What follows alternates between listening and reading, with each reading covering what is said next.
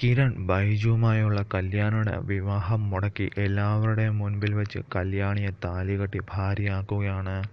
അങ്ങനെ ബൈജുവുമായുള്ള വിവാഹ ദിവസം കിരൺ അവിടെ അപ്രതീക്ഷിതമായി എത്തുകയും എല്ലാം തകർത്തെറിഞ്ഞുകൊണ്ട് കല്യാണി എൻ്റെ പെണ്ണാണെന്നും അവളെ ആർക്കും വിട്ടുകൊടുക്കില്ലെന്നും പറയുകയാണ്.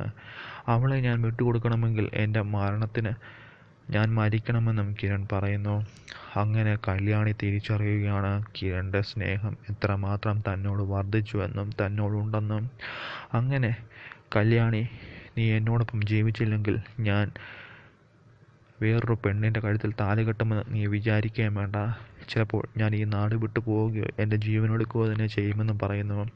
അങ്ങനെ ബൈജുവിൻ്റെ കള്ളത്തരങ്ങളെല്ലാം പൊളിച്ചടുക്കി കിരൺ കല്യാണിയെ ആ വിവാഹവേദിയിൽ വെച്ച് താലികെട്ടി ഭാര്യയാക്കുകയാണ്.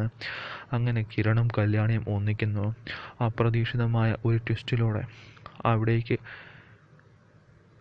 കിരൺ കടന്നു വരികയും എല്ലാവരെയും ഞെട്ടിച്ചുകൊണ്ട് കിരൺ അവിടെ വെച്ച് കല്യാണിയുടെ കഴുത്തിൽ താലി കെട്ടി കല്യാണിയെ ഭാര്യയാക്കുകയാണ്. അങ്ങനെ ഒട്ടും പ്രതീക്ഷിക്കാതെ എല്ലാവരെയും ഞെട്ടിച്ചുകൊണ്ട് കിരണിൻ്റെ കല്യാണിയുടെ വിവാഹം കഴിയുന്നു. അങ്ങനെ കിരണും കല്യാണിയും സ്വപ്നം കണ്ട ആ ജീവിതം വന്നെത്തുകയാണ്. അവർ തമ്മിൽ വിവാഹിതരാവുകയാണ് ചെയ്യുന്നത്. ബൈജുവും കല്യാണിയുമായുള്ള വിവാഹം അവസാന നിമിഷം മുടങ്ങുകയാണ്. ബൈജു താലി കെട്ടാൻ പോകുന്ന ആ അവസാന നിമിഷമായിരുന്നു കിരൺ അവിടേക്ക് വരുന്നത്. കല്യാണിയുടെ കഴുത്തിൽ താലി കെട്ടാൻ പോയ ബൈജുവിനെ തടഞ്ഞുകൊണ്ട് കിരൺ ബൈജുവിൻ്റെ കള്ളത്തരങ്ങളെല്ലാം പൊളിച്ചടുക്കി കൊണ്ടുവരികയാണ്.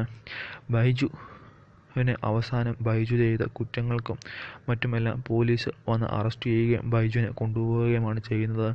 അങ്ങനെ ബൈജു കല്യാണി വിവാഹം മുടങ്ങുന്നു.